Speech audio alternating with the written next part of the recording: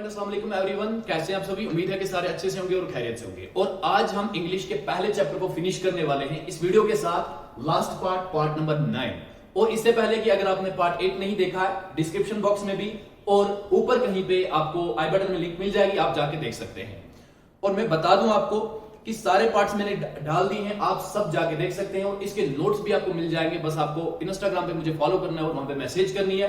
Instagram की ID भी आपको नीचे डिस्क्रिप्शन बॉक्स में मिल जाएगी। व्हाट्सएप पे भी कांटेक्ट कर सकते हैं और व्हाट्सएप ग्रुप भी ज्वाइन कर लें। व्हाट्सएप ग्रुप की भी आपको लिंक डिस्क्रिप्शन बॉक्स में ही मिल जाएगी। और सबसे पहले वीडियो स्टार्ट करने से पहले मैं ये आपको बता देना चाहता हूं कि कुछ स्टूडेंट्स ये कह रहे हैं कि सर हमें वैसे पढ़ाइए। वैसे कैसे? जैसे मैंने 5th सेमेस्टर में कुछ वीडियोस अपलोड की थी, मैं पेज अपलोड कर रहा हूं, पेज पे बस मैं एक्सप्लेन कर रहा हूं, ठीक है, पेज पे बस सारा कुछ एक्सप्लेन कर रहा हूं। और कुछ वीडियोस मैंने डाली हुई हैं या मैं अब जैसे पढ़ा रहा हूं, बोर्ड के ऊपर आके पढ़ा रहा हूं, मैं सारी चीजें क्लियर कर रहा हूं। अगर कहीं पे कोई डिफिकल्ट वर्ड आ रहा है, मैं उसको भी बयान कर रहा हूं, उसको भी यहां पे लिख रहा हूं, ताकि आप लोग अच्छी तरह से, मैं तो अपनी तरफ से ये कोशिश कर रहा हूं कि 100% दे सकूं। अगर आप वैसे ही चाहते हैं, वैसे ही पढ़ना चाहते हैं, मैं पेज अपलोड करूं और उसको एक्सप्लेन करूं, तो वो आपकी मर्जी है। मेरे लिए तो वो आसान हो जाएगा। मैं कहीं पे बैठ के भी, रूम में, किचन में, इवन की मैं अपने रूम में बैठ के भी उसको किसी भी हालत में, बिस्तर में भी सोया हुआ भी मैं उसको एक्सप्लेन कर सकता हूं। लेकिन इस चीज के लिए कैमरा के सामने आकर आपको बोर्ड पे आना है, बोर्ड पे आके आपको वीडियो बनानी है, आपको लेक्चर देना है। वो तो आसान हो जाए, मेरे लिए भी आसान हो जाएगा, बट आपको सोचना है कि हमें फायदा किस में है, हमें अच्छी तरह से समझ कैसे आएगा, बोर्ड पे आएगा या फिर वैसे पढ़ने में। बहरहाल मैंने आपसे कहा था कि आप बुक खरीदो, आपने बुक खरीदी नहीं, इसीलिए आप ये शायद कह रहे होंगे कि आप पेज अपलोड कर दो। मैं फिर से कह रहा हूं, अभी हमने एक ही चैप्टर पढ़ा है, आप बुक खरीद लो। बुक खरीदने के बाद आप अच्छी तरह से अपनी स्टडी कंटिन्यू करो। आप रिवर्स जाके ये वीडियोस देख सकते हो और बेटर अंडरस्टैंडिंग ले सकते हो। तो चलिए आज हम अपने इस वीडियो को स्टार्ट करते हैं और फिनिश करते हैं इस चैप्टर को। On April 1st, 1976, Jobs and Wozniak went to Wayne's apartment in Mountain View to draw up the partnership agreement. तो याद होगा आपको कि पिछली वीडियो में हमने पढ़ा था, वॉजनाइक जो था वो पहले फंसा हुआ था एक दलदल में, यानी कि वो HP कंपनी में काम कर रहा था और वहां उस कंपनी को छोड़कर वो इस अपनी नई सेट कंपनी में नहीं आना चाहता था, कि फुल टाइम नहीं करना चाहता था, उसके पास पूरा वक्त नहीं था। तो उसने क्या किया, पहले उसने सोचा कि मुझे चाहिए, ये मेरा फर्ज है, मेरी ड्यूटी है कि मैं HP कंपनी वालों को अपने डिजाइन दूं। तो उसने ऐसा ही किया। उसने जब डिजाइन दिए तो वहां का जो चीफ इंजीनियर था, जो एग्जीक्यूटिव इंजीनियर था, उसने कहा कि भाई ये हम डेवलप नहीं कर सकते हैं। और उसके बाद वॉजनाइक फ्री हो गया। वो कहता है कि अब मैं आजाद हूं, मैं HP कंपनी को छोड़कर अपनी नई एप्पल कंपनी को चला सकता हूं, इसमें फुल टाइम दे सकता हूं। और उसके बाद क्या हुआ कि 1 अप्रैल 1976 ईस्वी में जॉब्स और वॉजनाइक जो है ये वेन के अपार्टमेंट में, माउंटेन व्यू अपार्टमेंट में चले जाते हैं और वहां पे वो पार्टनरशिप एग्रीमेंट बना लेते हैं। पार्टनरशिप एग्रीमेंट बना लेते हैं। ये वेन कौन था? ये इन्हीं का दूसरा दोस्त था, या हम यूं कह सकते हैं कि इन्हीं का तीसरा शरीक था, ठीक है। अब इस कंपनी के 3 शरीक हैं, वेन, वॉजनाइक और जॉब्स। जॉब्स और वॉजनाइक जो है वो 50-50 करके, 50-50 भी नहीं आएगा, 45% आएगा और 10% किसका जाएगा? वेन का।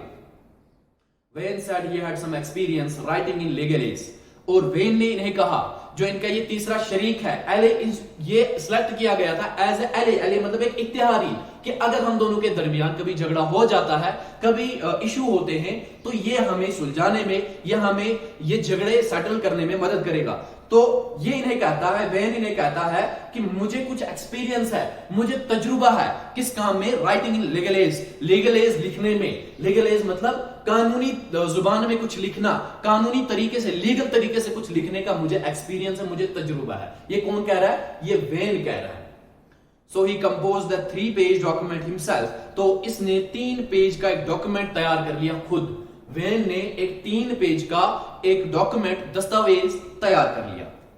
His legal aid got the better of him. इसकी जो ये legal aid थी, ये जो दस्तावेज बना था, ये जो डॉक्यूमेंट बना था, ये बहुत बढ़िया था, ये अच्छा था, इसने बनाया था। Paragraphs begin with various flourishes. और पैराग्राफ्स जो थे वो बेगन हो रहे थे, वो शुरू हो रहे थे बहुत सारे फ्लरिशेस है, बहुत फ्लरिशेस मतलब स्ट्रेंथ जिनमें हो, जिनमें सक्सेसफुल वर्डिंग का इस्तेमाल किया गया हो। तो इसके जो पैराग्राफ्स थे, जो ये लिखे थे इसने, वो स्टार्ट हो रहे थे अच्छी वर्डिंग के साथ, सक्सेसफुल वर्डिंग के साथ, या हम यूं कह सकते हैं स्ट्रॉन्ग वर्डिंग के साथ। क्या लिखा था, कैसे स्टार्ट हो रहे थे? B it noted here with be it further noted herewith. Now therefore in consideration of the respective assignments of interest is dash. ठीक है, यानी कि ऐसे इन अल्फाजों से, इन सेंटेंसेस से इसके पैराग्राफ शुरू हो रहे थे. B it noted here with, यानी कि यहां ये नोट किया जाता है. ठीक है, B it further noted here with, यहां पे फिर से ये नोट किया जाता है, मजीद नोट किया जाता है, मजीद ये बताया जाता है, मजीद आप दोनों के दरमियान ये एग्रीमेंट हो रहा है, ये आप राजी हो, वॉज़नाइक इस बात पे राजी है, स्टीव जॉब्स इस बात, ऐसे ऐसे ये अपने पैराग्राफ्स को शुरू कर रहा है. नाउ द रिफोर का मतलब अगेन, यानी कि अगेन फिर से ये बात कही जा रही है. या in consideration of the respective assignments of the interested, कि या ये हम मान के चलते हैं इंटरेस्टेड के बारे में, ये हमारा रेस्पेक्टिव है, इंटरेस्टेड मुनाफा जो होगा ऐसे बटेगा, बाकी चीजें ऐसे ऐसे, ये अपना डॉक्यूमेंट तैयार कर रहा है, स्टार्ट कर रहा है.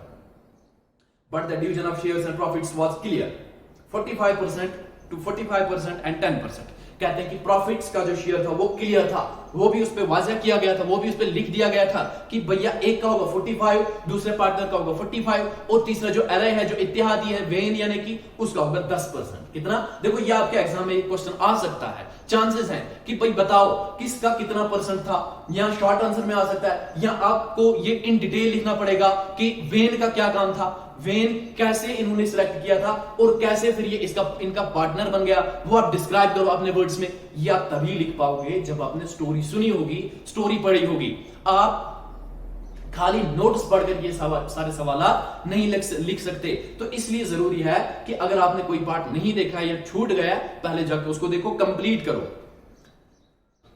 And it was stipulated that in any expenditures of more than $100 would require agreement of at least two of the partners. और ये भी तय किया गया, स्टिपुलेट करने का मतलब तय करना,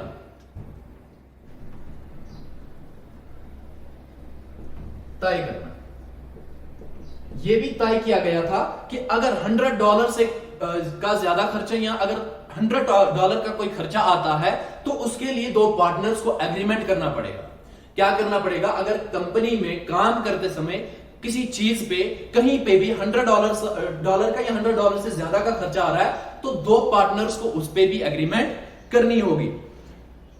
also the responsibilities were spelled out, और उसके अलावा रिस्पॉन्सिबिलिटीज भी बयान की गई थी. उन डॉक्यूमेंट्स पे, उन दस्तावेजों पे जिम्मेदारियां भी बयान की गई थी कि कौन सी जिम्मेदारी किस शख्स की है, कौन सी जिम्मेदारी किस पार्टनर की है, उसको कौन सी रिस्पॉन्सिबिलिटी संभालनी है. Wozniak shall assume both general and major responsibility for the conduct of electrical engineering. तो Wozniak की कौन सी रिस्पॉन्सिबिलिटी थी, Wozniak की कौन सी जिम्मेदारी थी, उसको क्या सौंपा गया था? जनरल और मेजर रिस्पॉन्सिबिलिटीज इलेक्ट्रिकल इंजीनियरिंग की. किसकी? इलेक्ट्रिकल इंजीनियरिंग की मेजर और जनरल दोनों रिस्पॉन्सिबिलिटीज Wozniak के हवाले की गई. और Jobs shall assume general responsibility for electrical engineering and marketing. Jobs को काम दिया गया क्या क्या?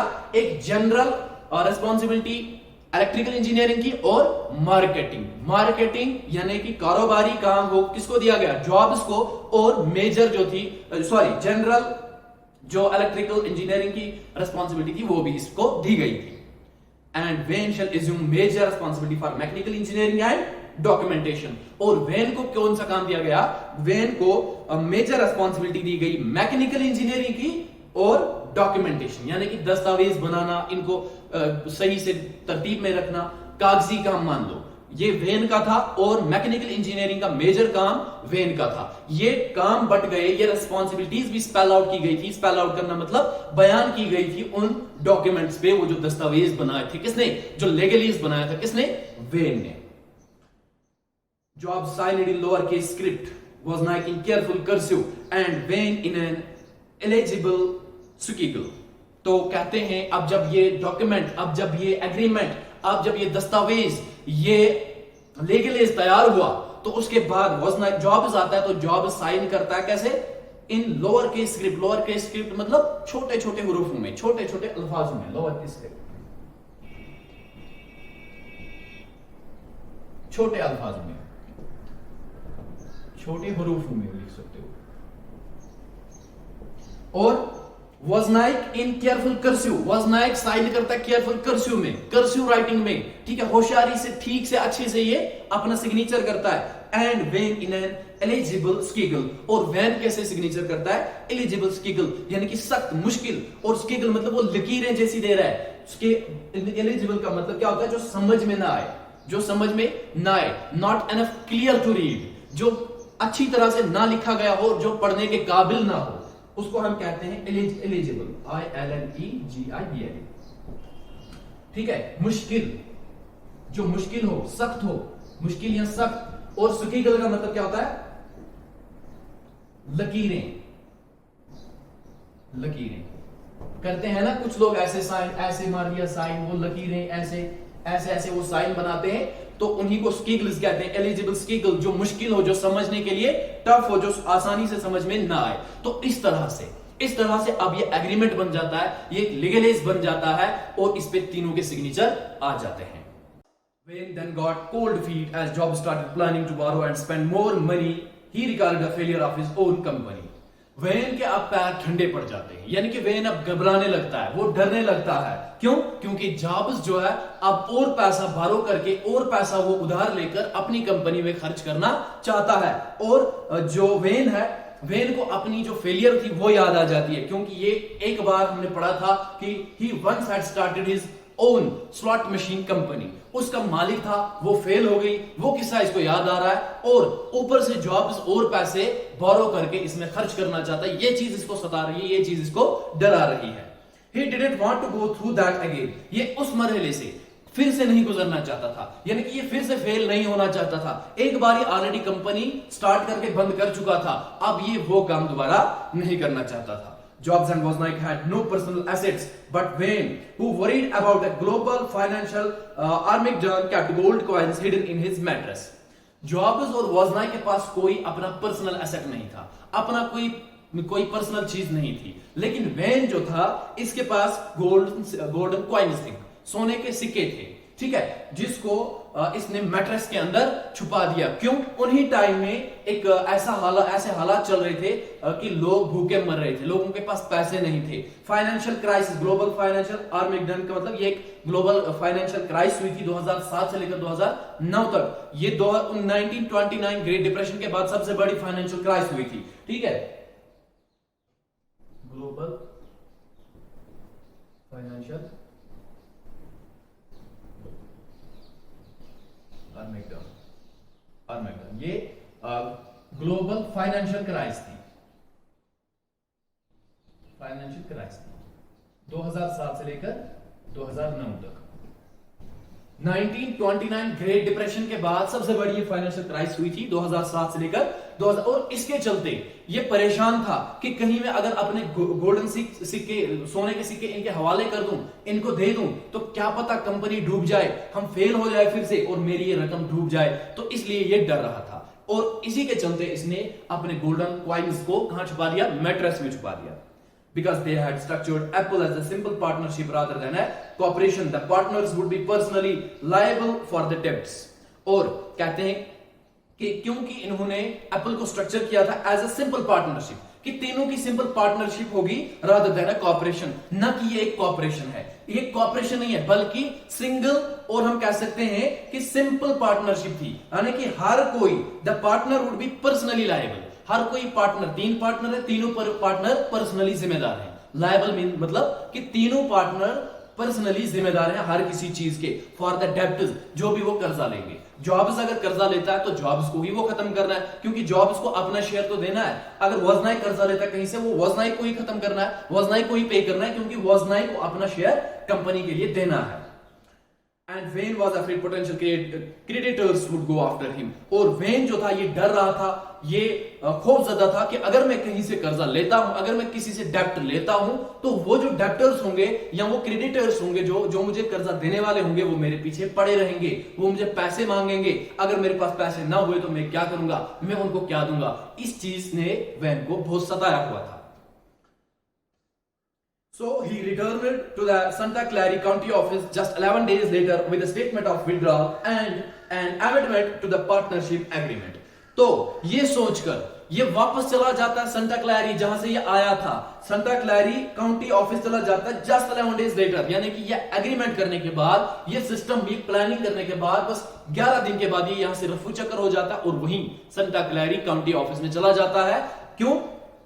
इसे यही चीज सता रही थी कि शायद अगर ये कंपनी बंद हो गई तो मेरा पैसा डूब जाएगा, मेरा शेयर चला जाएगा, ठीक है। और इसने क्या किया, with that statement of withdrawal and amendment to the partnership agreement, इसने जो स्टेटमेंट, वो जो डॉक्यूमेंट बनाए हुए थे, वो जो लेगलाइज बनाया हुआ था इन्होंने, वो इसमें से अपने आप को विड्रॉ कर लेता है, निकाल लेता है। And amendment to the partnership agreement, और पार्टनरशिप में कुछ अमेंडमेंट कर देता है। अमेंडमेंट का मतलब होता है चेंज करता है, चेंज इन एग्रीमेंट, उसी को हम कहते हैं क्या, अमेंडमेंट, या change in a piece of writing, उसी को हम अमेंडमेंट कहते हैं। स्पेशली ये लॉज में होता है, जब हम लॉज में कहीं से चेंजिंग लाते हैं तो उसको अमेंडमेंट कहते हैं। तो ये भी इस डॉक्यूमेंट में, उस लेगलाइज में क्या लाता है, अमेंडमेंट लाता है। By virtue of a reassessment of understandings by and between all parties, it began when shall hereinafter cease to function in the status of partner. It noted that in payment for his 10% of the company, he received $800 and shortly afterward $1,500 more. तो कहते हैं फिर किसकी वजह से, reassessment की वजह से। रीअसेसमेंट का मतलब रीइवैल्यूएटिंग का मतलब, यहां दोबारा फिर ये इनका मिलन होता है, दोबारा ये कोशिश करते हैं कि एक दूसरे को हम समझा सके, एक दूसरे को हम अच्छी तरह से इस प्लानिंग के बारे में बता सके। तो फिर से ये मिलते हैं, दोनों पार्टीज की एक दूसरे के दरमियानी अंडरस्टैंडिंग्स को अच्छे से समझते हैं, क्लियर करते हैं सारे कंफ्यूजन्स को। इट बिगिन, और फिर ये कंपनी शुरू होती है। When shall hereinafter keys to function, और कहते हैं कि लगता है, ऐसा लगता है कि व्हेन अब, क्योंकि पहले से ही वो खौफजदा है कि ऐसा लगता है कि वेन अब रुकेगा, अब वेन अपना पैसा या अपना शेयर देना बंद करेगा, शायद वो इस कंपनी में नहीं रह सके। इसका मतलब तो स्टॉप करना, रुकना, स्टॉप, ठीक है। To function the status of partner, कहते हैं कि अब ये शायद ये पार्टनर नहीं रहेगा, पार्टनर का स्टेटस ये नहीं रखेगा, शायद ये रोक देगा। If noted that in payment, it noted that in payment for his 10% of the company, he received $800. तो कहते हैं कि फिर ये नोट किया गया, देखा गया कि जो उसने 10% पेमेंट दी थी, जो उसने पेमेंट अदा की थी 10%, उस 10% के बदले उसको कितना मिलता है, उसको मिलता है $800 कम टाइम के बाद, ठीक है। और एंड शॉर्टली आफ्टरवर्ड 1500 मोर, और उसके थोड़े से कम टाइम के बाद और $1500 मिल जाते हैं, यानी कि इनका मुनाफा अब अच्छे से हो रहा है। Had he stayed on and kept his 10% stake at the end of 2012, it would have been worth approximately $54 million. कहते हैं कि had he stayed on and kept his 10% stake, अगर वो इस मिशन पे, इस एग्रीमेंट पे रहता है और वो अपना 10% का स्टेक, 10% का जो शेयर है उसका, वो अगर वो देता है, वो प्रोवाइड करता है, तो ये बताया जाता है कि at the end of 2012 it would have been worth, तो 2012 के एंड तक उसके पास कितना हो सकता है, कितने पैसे का मालिक बन सकता है वो, $54 million अप्रोक्सीमेटली मतलब लगभग ये एस्टिमेशन है कि अब 2012 की एंडिंग तक ये $54 billion का मालिक बन सकता है। Instead, he was then living alone in a small home in Faruq, Nevada, where he played the penny slot machines and lived off his social security check. और कहते हैं कि वो एक छोटे से गांव में, एक छोटे से घर में, मकान में रहा करता था, पहरप, नवेडा में एक शहर पहरप है, वहां पे रहा करता था। वही प्लेड पेनी स्लॉट मशीन्स, जो जहां पे ये काम किया करता था पेनी स्लॉट मशीन्स के साथ, and lived off his social security check, और अपनी जिंदगी गुजारता था किससे बचकर, सोशल सिक्योरिटी चेक से। सोशल सिक्योरिटी चेक जो है ये एक तरह की स्कीम है, या हम कह सकते हैं पेंशन है, जो बूढ़े लोगों को दी जाती है जो काम नहीं कर सकते, या पेंशन जिनको दी जाती है, या बाकी तरह की जो फंड्स आती हैं, जो बेरोजगार होते हैं उनको जो थोड़ी बहुत पैसे मिलते हैं, उसको हम सोशल सिक्योरिटी चेक कहते हैं कि इससे बचने के लिए खुद अपना थोड़ा सा काम करता था, एक छोटे से मकान में, एक छोटे कमरे में रहता था।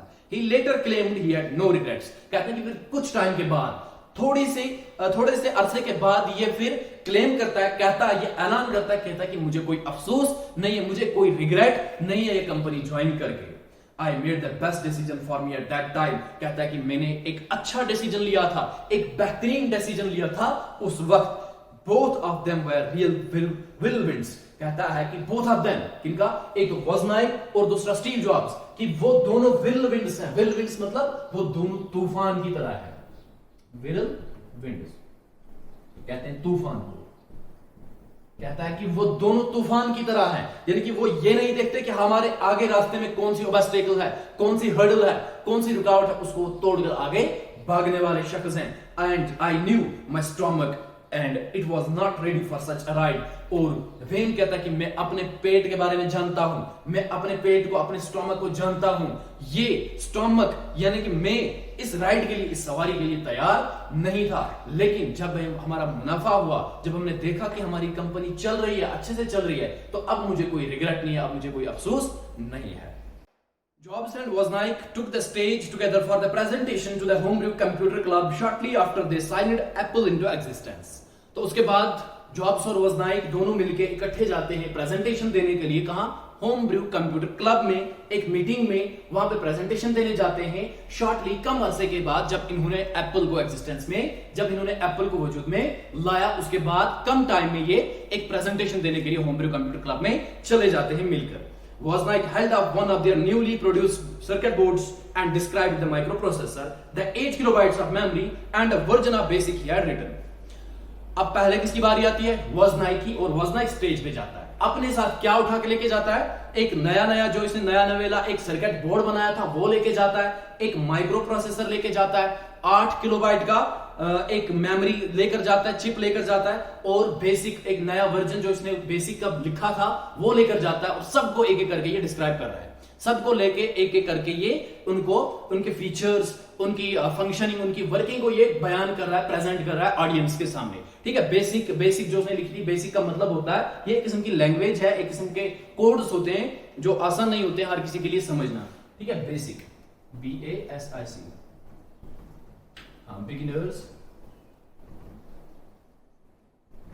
Beginners all purpose symbolic instruction code, ये इसकी फुल फॉर्म है। Beginners all purpose symbolic instruction code. ये सिंबॉलिक इंस्ट्रक्शन कुछ कोड्स होते हैं, ये इसने लिखे थे, और ये इनको, इन सब चीजों को प्रेजेंट कर रहा है ऑडियंस के सामने। He also emphasized what he called the main thing, a human typeable keyboard instead of a stupid cryptic front panel with a bunch of lights and switches। इसके अलावा वो इस बात पर भी जोर देते हुए कहते हैं कि ये इंपॉर्टेंट चीज है, कहता है कि ये एक अहम चीज है कि जो इसने बनाई थी ह्यूमन टाइपेबल कीबोर्ड। ह्यूमन टाइपेबल कीबोर्ड, अरे भैया जो हम अपने कंप्यूटर्स में, अपने लैपटॉप्स में देखते हैं, यूज करते हैं, वो वाला कीबोर्ड। क्यों? पिछली वीडियो में याद करो कि मैंने बताया था आपको कि इसने एक ऐसी डिवाइस बनाई थी कि वो प्रेस करते थे, वहां पर क्लिक करते थे, और वही सिंबल, वही निशान मॉनिटर पे आता था, वही निशान स्क्रीन पे आता था। तो वो कीबोर्ड उसने बनाया हुआ था, और कहता है कि मैंने जो ये कीबोर्ड बनाया, ये जो ह्यूमन टाइपेबल कीबोर्ड है, किसके बजाय जो पहले फ्रंट पैनल हुआ करता था। स्टूपिड फ्रंट पैनल भी एक तरह का कीबोर्ड था, लेकिन वो आसान नहीं था, वो बहुत मुश्किल था। उसमें कुछ लेटर्स, कुछ वर्ड्स होते थे, वो मुश्किल था बहुत यूज करना। उसमें बहुत सारे लाइट्स, बहुत सारे स्विचेस थे, उनको यूटिलाइज करना एक आम इंसान की बस की बात नहीं थी। तो कहता है, इसीलिए कहता है कि ये इंपॉर्टेंट चीज है। यहाँ पे ये लिखता है, ये स्टूपिड कह रहा है, यानी कि स्टूपिड कह रहा है उसी कीबोर्ड को, यानी कि कम इस्तेमाल किया जाने वाला वो अब कीबोर्ड रहा, फ्रंट पैनल। ठीक है, यहाँ क्रिप्टिक कह रहा है। क्रिप्टिक का मतलब क्या होता है? खुफिया, जिसको हम कहते हैं खुफिया, जिसको हर कोई ना जान पाए, जिसको हर कोई ना चला पाए। Then it was Jobs' turn। तो ये सब प्रेजेंट करने के बाद अपनी बारी अब वोजनाइक खत्म करते हैं, और अब किसकी बारी आती है? स्टीव जॉब्स की। स्टीव जॉब्स की बारी आती है। अब स्टीव जॉब्स स्टेज पे जाते हैं। He pointed out that Apple, unlike the Altair, had all the essential components built in। तो ये कहते हैं, ये पॉइंट आउट करते हैं, कहते हैं इन्हें कि एप्पल जो है ये अल्टायर की तरह, एप्पल का हमारा ब्रांड जो है कंप्यूटर का, वो अल्टायर कंप्यूटर की तरह नहीं है, ये उसके बरक्स है, ये उसके अपोजिट में है। क्योंकि अल्टायर में वो सारी चीजें नहीं थी, क्योंकि ये इन्होंने नई नई चीजें डेवलप की हैं, वो सारा कहां? वो सारा एप्पल में है, अल्टायर में वो नहीं है। ठीक है, कहता है कि सारे एसेंशियल कंपोनेंट्स हैं, जो भी हैं वो सारे इसी एप्पल में बिल्ट इन किए गए हैं। Then he challenged them with a question, और उसके बाद ये इनको चैलेंज करता है, एक क्वेश्चन के साथ, एक सवाल के साथ इनको चैलेंज करता है, पूछता है क्या, how much would people be willing to pay for such a wonderful machine. ये इन्हें कहता है कि आप बताओ कि लोग इस जदीद तरीन, इस वंडरफुल, इस बहुत दिलकश मशीन को खरीदने के लिए कितना पे कर सकते हैं, कितना पे कर सकते हैं। ये इनको चैलेंज मार के एक सवाल पूछता है। He was trying to get them to see the amazing value of the apple. इसके ये पूछने का मकसद यही था, इसके पूछने का ये मोटिव था कि लोगों, ये कोशिश कर रहा था कि लोगों को मैं इस अमेजिंग मशीन की वैल्यूज बता सकूं या ये जान सके कि इसके अमेजिंग वैल्यूज क्या है। It was a rhetorical flourish that he would use at product presentations over the ensuing decades.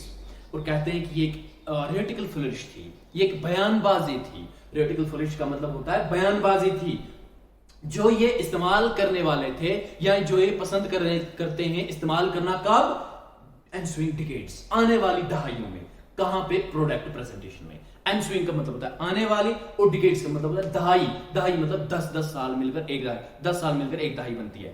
90s की दहाई, 70s की दहाई, ठीक है, फिर 80s की दहाई। कहते हैं कि आने वाले टाइम में ये इस रियोटिकल फ्लरिश को, इस बयानबाजी को एज ए प्रोडक्ट प्रेजेंटेशन के तौर पे इस्तेमाल करने वाले थे। प्रोडक्ट प्रेजेंटेशन का मतलब होता है भाई साहब कि कोई प्रोडक्ट, उसको आगे स्टेज पे लेके जाना, प्रेजेंट करना, उसको डिस्क्राइब करना, that's called product presentation. The audience was not very impressive. लेकिन कहते हैं कि ऑडियंस जो है वो इंप्रेसिव नहीं हुई, वो मुतासिर, इनकी इस बयानबाजी से मुतासिर नहीं होती है, वो इंप्रेस नहीं होती है, मुतासिर नहीं होती है। The apple had a cut rate. कहते हैं कि एप्पल की कट रेट है। कट रेट मतलब, कट रेट कहते हैं सस्ता वाला, सस्ता, चीप, ठीक है। उनका ऑडियंस का कहना है कि एप्पल के अंदर कट रेट माइक्रो प्रोसेसर है, उसके अंदर इंटेल 8080 नहीं है। इंटेल 8080 तब का माने जाने वाला स्ट्रॉन्ग माइक्रो प्रोसेसर होता था। But one important person stayed behind to hear more, लेकिन एक इंपॉर्टेंट शख्स पीछे बैठ जाता है कुछ और सुनने के लिए, कुछ और सुनने के लिए, इनकी प्रेजेंटेशन सुनने के लिए। इसका मतलब क्या है? इसका मतलब यह है कि बाकी लोग चले गए, बाकी लोग जा रहे हैं। अरे जैसे देखो मैच चल रहा होता है, इंडिया पाकिस्तान का मैच चल रहा है, ठीक है। लास्ट ओवर में पाकिस्तान वालों को मान के चलो कि 40 रन बनाने हैं, ठीक है। 40 रन में इसलिए कह रहा हूं क्योंकि 36 तक भी उनकी कोई गारंटी नहीं है, मार सकते हैं, पठानी पावर है उनके पास। मैं 40 रन उनका ये एज्यूम करता हूं कि बनाने एक ओवर में 6 गेंदों पे। आगे बैट्समैन है, बाकी ऑडियंस क्या सोचेगी, यार 6 गेंदों पे 40 रन कहां बना पाएगा। एक एक करके वो चलते बनते हैं, ठीक है। वो पवेलियन को खाली कर देते हैं, तो गिने चुने कुछ लोग पीछे बैठे होते हैं, बाकी चले। यहां हम अपने घरों में जो भी ज्यादा फैंस या लवर्स होते हैं, चाहने वाले होते हैं, जब उसकी वो टीम हारने लगती है तो वो पहले ही, मैच खत्म होने से पहले ही मोबाइल फोन को या टेलीविजन को बंद कर देता है, वो उससे वो देखा नहीं जाता है, ठीक है। इसी तरह अब ये लोग, ऑडियंस जो है, ये सीटें छोड़कर जा रहे हैं, मीटिंग छोड़कर जा रहे हैं, लेकिन उसी में एक शख्स, उन्हीं ऑडियंस में से एक शख्स पीछे बैठा हुआ है और बातें सुनने के लिए। उसका नाम क्या है? His name was Paul Terrell. उसका नाम था Paul Terrell. And in 1975 he had opened a computer store which he dubbed the Byte Shop on Camino Real in Menlo Park. कहते हैं कि फिर 1975 ईस्वी में इस पॉल टेरिल ने क्या काम किया, इसने अपनी कंप्यूटर की स्टोर खोल ली, कंप्यूटर की दुकान खोल ली, ठीक है, और जिसका नाम इसने रख दिया बाइट शॉप। क्या नाम रखा? Byte Shop. कहां खोली? कैमिनो रियल में, मेनलो पार्क के अंदर एक जगह का नाम है, वहां पे इसने अपनी दुकान खोली जिसका नाम रख दिया Byte Shop. Now a year later, कहते हैं कि एक साल के बाद, अब एक साल के बाद, ये 3 स्टोर्स, उसके पास अपने 3 स्टोर हैं, 3 शॉप हैं, and visions of building A national chain. और वो ये सोच रहा है, वो ये विजन है उसका, ये उसका ख्याल है कि मैं अब इसको एक नेशनल चेंज बनाऊंगा, यानी कि मैं इसको पूरे देश में, पूरी कंट्री में इसके चेन्स, इसकी ब्रांच खोलूंगा। Jobs was thrilled to give him a private demo. Take a look at this, and he said, "You are going to like what you see." तो जॉब्स की उसके बीच एक थ्रिल हुई। अब जॉब्स उसको मनाने की पूरी कोशिश कर रहा है, उसको एक प्राइवेट डेमो दे रहा है और उसको दिखा रहा है। कहता है कि take a look at this, कहता है कि इसे देखो, और कहता है कि you are going to like what you see. जो आप देख रहे हो, जो आपके हाथ में है, जो मैं आपको दिखा रहा हूं, आप इसको पसंद करोगे, आप इसको पसंद करोगे। Tel was impressive enough to hand Jobs and was his card. Keep in touch, he said. तो ऐसा करने के बाद टेरल इनके काम से मुतासिर हो जाता है, इनकी इस मशीनरी से और प्रेजेंटेशन से। दोनों चीजों से मुतासिर होके कहता है कि keep his card, keep in touch, he said, अपना कार्ड देता है वोजनाइक और जॉब्स को और कहता है कि कीप इन टच, मेरे टच में रहिएगा, राब्ते में रहिएगा, I am keeping in touch. तो अब देखिए ये वाला पैराग्राफ पढ़ने के बाद क्या समझ में आता आपको? यही कि प्रेजेंटेशन ये जब दे रहे थे तो सारे लोग जा रहे थे, एक अकेला बंदा बैठा हुआ था, सुन रहा था, जिसका नाम था पॉल टैरिल। इसकी अपनी शॉप थी और 1 साल के बाद इसकी 3 अपनी शॉप्स हो गई और ये नेशनल चेन बनाना चाहता था।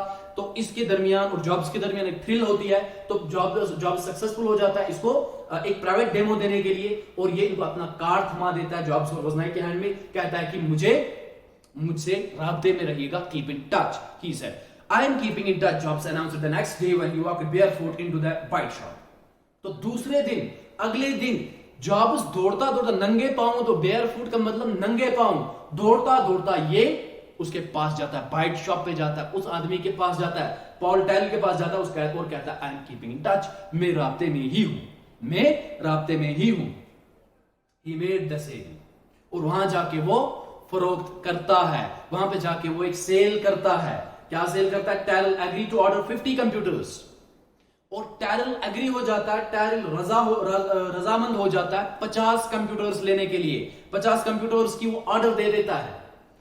But there was a condition, लेकिन एक शर्त थी, एक कंडीशन थी इन दोनों के दरमियान। He did not want just $50 printed circuit boards for which computers would then have to buy all the chips and do the assembly. शर्त ये थी, पॉल टैरिल इन्हें कहता है कि भैया मैं आपसे ये चीजें तो लूंगा, मैं कंप्यूटर्स तो आपसे लूंगा, लेकिन मुझे $50 वाले प्रिंटेड सर्किट बोर्ड्स नहीं चाहिए। क्यों नहीं चाहिए? इसके पीछे रीजन ये है कि that might appeal to a few for which customers would then have to buy all the chips, कि अगर वो $50 वाला प्रिंटेड बोर्ड ले लेते हैं तो उनको बाकी की चिप्स खरीदनी पड़ेंगी, उनको अलग अलग खरीदनी पड़ेंगी, एंड डू द असेंबली, और फिर ये असेंबल करनी पड़ेंगी, और फिर ये एक सेट में लगानी पड़ेगी।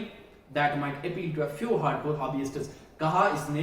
पॉल टैरिल इन्हें कहता है कि ये ठीक रहेगा कुछ हार्डकोर हॉबियिस्ट्स के लिए, कुछ शौकीन जो मशीनों को दिल और दिमाग से चाहने वाले होंगे उनके लिए, वो भी गिने चुने लोग होते हैं, उनके लिए ठीक रहेगा, बाकी के कस्टमर्स के लिए ठीक नहीं है। But not to most customers, ये बाकी आम लोगों के लिए, बाकी ज्यादातर कस्टमर्स के लिए ठीक नहीं रहेगा। उनके लिए सारी चीजें अलग अलग से खरीद कर फिर उनको असेंबल करना, ये उनके लिए आसान काम नहीं है। Instead, he wanted the boards to be fully assembled. हाँ, शर्त यह है कि उसने कहा मुझे $50 वाला वो प्रिंटेड सर्किट बोर्ड नहीं चाहिए भैया, अगर जब दोगे तो मुझे फुल्ली असेंबल्ड बोर्ड चाहिए, for that he was willing to pay about $500 a piece cash on delivery. और उसके लिए वो कितना देने के लिए तैयार थे? उसके लिए वो कितनी रकम देने के लिए तैयार थे?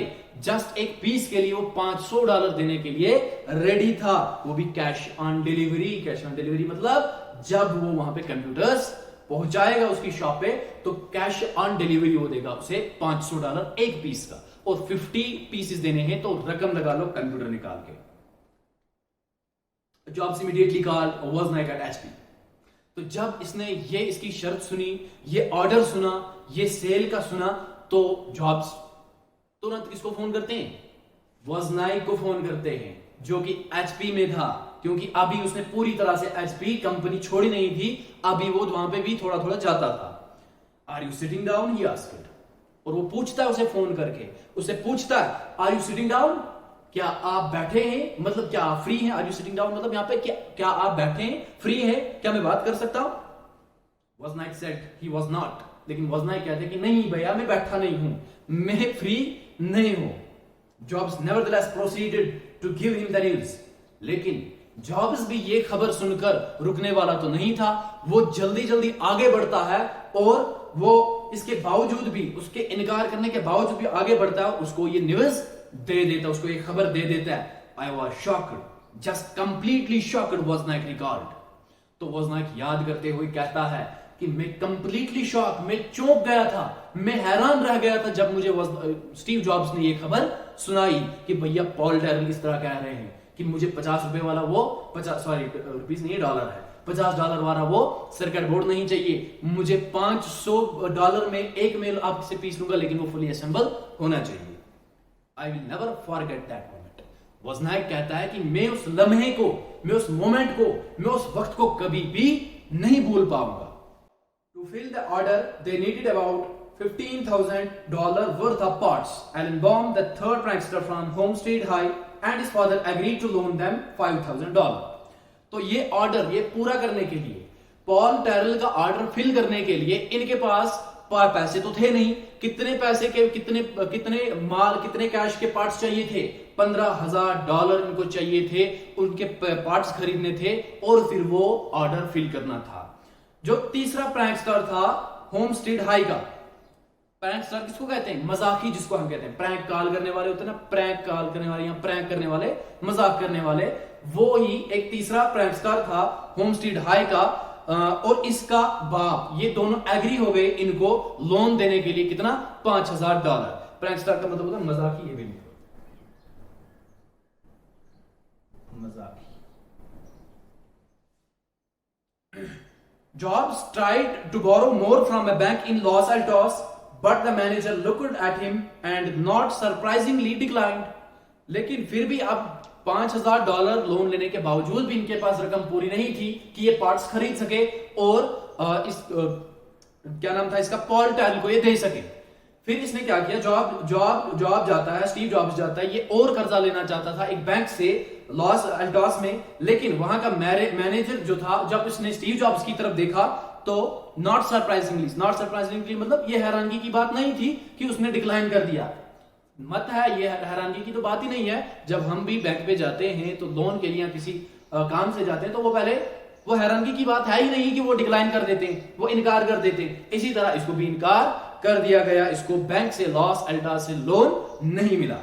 But the manager, he went to Haltech Supply and offered an equity stake in Apple in return for the parts. But the owner decided they were a couple of young, scruffy-looking guys and declined. तो उसके बाद फिर ये Steve jobs जाते हैं हाल्टेक supply company में, ठीक है, उस शॉप पे जाते हैं, स्टोर पे जाते हैं और उनको ऑफर करता है, कहता है कि मैं भैया आपको इक्विटी स्टैक दूंगा, आप मुझे पार्ट्स दो, मैं पार्ट्स बेचकर मुझे ऑर्डर फिल करनी है, जो भी हिस्सा आएगा, जो भी शेयर आएगा, मैं उसमें से आपका इक्वल, बराबर का जो भी स्टैक कहते हैं, हिस्से को जो भी होगा वो मैं आप तक पहुंचा दूंगा, वो मैं आपको दे दूंगा। ये स्टीव जॉब्स इन हाल्टेक सप्लाई वालों को कह रहे हैं। लेकिन वहां का जो ओनर है वो ये डिसाइड करता है, वो देखता है कि वोज़नाइक और ये स्टीव जॉब्स, ये दोनों तो ये कपल ऑफ यंग, यानी कि ये दो जोड़े, एक जोड़ा है, यंग लोग हैं, ठीक है, मतलब यंग लोग मेरे जैसे या आप जैसे जो भी यंग होते हैं या बैचलर होते हैं, हम कह सकते हैं कि वो किसी चीज का ज्यादा ख्याल नहीं करते। जहां हमारी चीजें होंगी वो वहीं की वहीं पड़ी रहेंगी, हम ख्याल करने वाले, हमारे ध्यान में उतना ज्यादा नहीं होता कि भाई ये हमारी चीज है, इसको संभालना है, ये हमें आगे जरूरत आएगी, ये हम फिर से यूज कर सकते हैं, ये हमारे दिमाग में उतना। इसी तरह के दिखने वाले ये लोंडे इसको नजर आ रहे हैं, स्क्रफी लुकिंग का मतलब ये इसको बदतमीज दिख रहे हैं, ठीक है, थोड़े मतलब गंदे दिख रहे हैं, स्क्रफी गंदे, या हम कह सकते हैं बदतमीज, इसको ये गंदे दिख रहे हैं, स्टीव जॉब्स भी और वोज़नाइक भी ये बदतमीज दिख रहे हैं, और ये इनको इनकार कर देता है, कहते हैं कि भैया मेरे से, आपको सोच रहा होगा अपनी जगह पे कि अगर मैं इनको पैसा दे, ये पार्ट्स दे दूं, क्या पता ये मुझे वापस पैसा ना दे, क्या पता ये मेरी अदायगी ना कर पाए, ये तो कह रहे हैं कि इक्विटी स्टैक मिल जाएगा, बराबर का हिस्सा मिल जाएगा, क्या पता ये मेरे ये पार्ट्स लेकर भाग जाए, तो इसलिए इनको इनकार कर देता है। Alcorn at Atari would sell them chips only if they paid cash up front. तो उसके बाद वो कहां चले जाते हैं? Alcorn एक और स्टोर है पार्ट्स का, वहां चले जाते हैं अटारी में। तो अटारी वाले वो कहते हैं कि भैया हम तभी आपको पैसे देंगे जब आप कैश अप फ्रंट दोगे। कैश अप फ्रंट का मतलब जब आप नकद रकम दोगे तभी पैसे ये मिलेंगे, पार्ट्स मिलेंगे। लेकिन मसला तो इनका यही था, इनके पास सरमाया नहीं था, इनके पास कैश नहीं था। Finally, Jobs was able to convince the manager of Kramer Electronics to call Paul Terrell to confirm that he had really committed to a $25,000 order. तो आखिरकार फाइनली जॉब्स ये कामयाब हो जाते हैं इसको मैनेजर को कन्विंस करने के लिए कि आप कॉल करो। ये पहले इसने क्रैमर इलेक्ट्रॉनिक्स की एक और शॉप है, स्टोर है, वहां जब गए चिप्स का बोला, पार्ट्स का बोला, तो उन्होंने पहले इनकार कर दिया था, लेकिन फिर उसके बाद इसने ये कमिट किया, इसने ये बताया उसे कि भैया मैंने वादा किया है किसी से, मुझे उसको इतने पैसे का माल डालना है, वो मुझे पैसे देगा, मैं आपको दे दूंगा, मैं आपको पैसे दे दूंगा। $25,000 कैलकुलेशन लगा लेते, ठीक है। 50 पीसेस मांगे थे किसने? पॉल टैरल ने 50 पीसेस, और कहा था कि मैं एक का 500 दूंगा। हाँ जी, 55 3 0 नीचे आ जाएंगे, 5 5 25 $500 का माल मुझे पॉल टैरल को देना है। ये बात उसको कॉल करके पूछ लो, या आप पता लगा लो ये जॉब्स सक्सेसफुल हो गए ये कॉल कराने में, क्योंकि उस मैनेजर को नहीं लग रहा था कि ये शायद ये ऑर्डर होगा। तभी जो स्टीव जॉब्स ने कहा कि कॉल करके पूछ लो, तो वो कॉल करके वो पूछने में कामयाब हो जाते हैं। Tal was at a conference when he heard over a loudspeaker that he had an emergency call.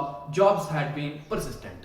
लेकिन जब कॉल गई तो टैरल जिसको ये कंप्यूटर चाहिए थे, पॉल टैरल, ठीक है, बाइट शॉप जिसकी शॉप का नाम था बाइट शॉप, उसको जिसको कंप्यूटर चाहिए वो एक कॉन्फ्रेंस में था, यानी कि वो एक मीटिंग में था। जब उसने लाउड स्पीकर पे सुना कि भैया ये आपके लिए इमरजेंसी कॉल है, ठीक है, इस मैनेजर ने, इस कंपनी के मैनेजर ने, कंपनी की क्रैमर इलेक्ट्रॉनिक शॉप, इसके मैनेजर ने जब से बोला एक इमरजेंसी कॉल है, और उसी दौरान ब्रैकेट में लिखा गया Jobs had been persistent, Jobs मुसलसल था, लगातार था, वो बोल रहा था कि मुझे पैसे चाहिए, मुझे ये लेना है, वो करना है, ऐसे ऐसे ऑर्डर्स फिल करने। तो उसी में कॉल जाती है, और टैरल मीटिंग में था, कॉन्फ्रेंस में था, उसे लाउड स्पीकर पे कहा जाता है कि भाई एक इमरजेंसी कॉल है। The Kramer manager told him that 2 scruffy kids had just walked in waving an order from the bike shop. Was it real? तो क्रैमर मैनेजर से पूछता है कि 2 स्क्रफी, यानी कि 2 यही बदतमीज, 2 गंदे से 2 लड़के मेरे पास आए हैं, क्या ये चलकर मेरे पास आए ये लहराते हुए कि हमें ऑर्डर फिल करना है, हमें बाइक शॉप के लिए ऑर्डर फिल करना है $25,000 का, क्या ये सही है, क्या ये सच बोल रहे हैं? टैरल confirmed that it was. तो टैरल ने कंफर्म कराया उनको बताया कि हाँ ये सही है, ये जो मांग रहे हैं वो ठीक है, इनको दे दो, इनको चाहिए पार्ट्स, ये असेंबल करके मुझे कंप्यूटर्स देंगे। And the store agree to front Jobs the parts on 30-day credit. और फिर ये शॉप एग्री हो जाती है कि इनको पैसा देने के पार्ट्स देने के लिए जॉब्स और वज़नाइक को कितने दिनों पे? 30-day क्रेडिट पे, यानी कि 30 दिनों के लिए, 30 दिनों के बाद ये पैसा लेंगे, और फिर ये अपना शेयर निकाल के, अपना मुनाफा प्रॉफिट निकाल के पार्ट्स वाले को पैसे दे देंगे। तो इतनी स्ट्रगल करनी पड़ी कि बिजनेस स्टैंड करने के लिए इनके पास चवन्नी तक नहीं थी, लेकिन कितना बड़ा ब्रांड बना दिया इसको। आज पूरी वर्ल्ड में अगर कोई गैजेट है तो वो है एप्पल का, वो है एप्पल। जिसके पास एप्पल का गैजेट है वो उसकी अलग पहचान है सोसाइटी में, माशरे में। सो ये हमने खत्म किया। अब भैया आप लंबी और गहरी सांस लेके सो जाओ। नहीं भैया, सोना नहीं है, अभी और पढ़ना। अभी तो हमने एक ही चैप्टर खत्म किया है। तो ये हमने खत्म किया स्टीव जॉब्स का एक्सट्रैक्ट, जो बहुत ही मुश्किल नहीं था। मैंने आपके लिए सब कुछ आसान कर दिया। अगर कोई भी वीडियो मिस हुई तो पहले उसको देख लो, बुक अच्छी तरह से खरीद लो, सारे लेक्चर्स फिर से आराम से सुन लो। अब आप कहीं पे भी बैठ के 1-2 दिनों में ये सारे लेक्चर्स सुन सकते हो। आगे हम कंटिन्यू करेंगे, लेकिन इतना ही नहीं, अभी रुकिए। आपको आपके एग्जाम में सिर्फ इसी में से क्वेश्चन ही पूछा जा सकता। मैं दिखा देता हूं आपको।